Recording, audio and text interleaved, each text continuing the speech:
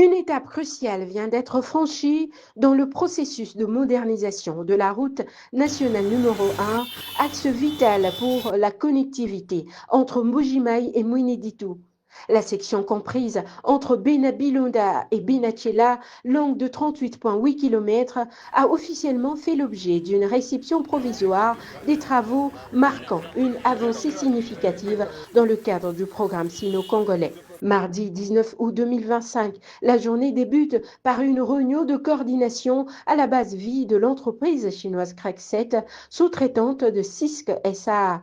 Cette rencontre a permis de fixer les grandes lignes de la mission d'inspection menée par la commission technique.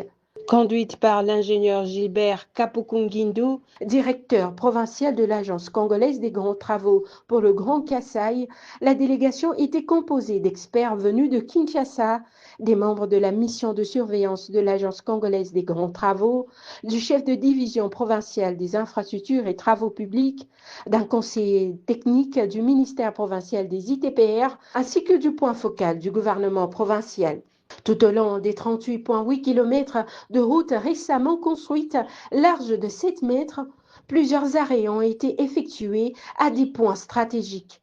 L'objectif étant d'évaluer la qualité des ouvrages réalisés.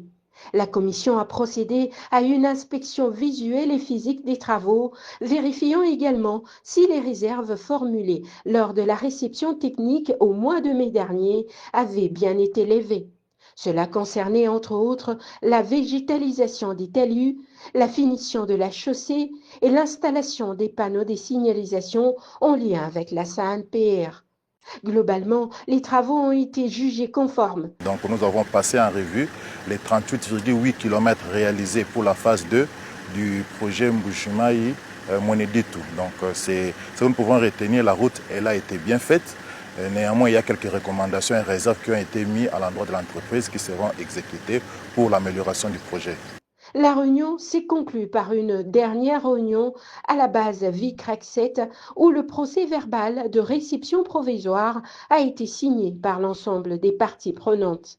Le lendemain, l'équipe dirigée par l'ingénieur Gilbert Kapukungindu a poursuivi sa mission par une visite du chantier de réhabilitation du tronçon urbain de la route nationale numéro 1 à Mbuji-Mayi. Depuis le point kilométrique zéro, au niveau du rond-point Petrombo, jusqu'à la fin du tracé, long de 7,871 km, la délégation s'est arrêtée sur plusieurs sites pour s'assurer de l'avancement des travaux, de leur qualité, ainsi que du respect de délais.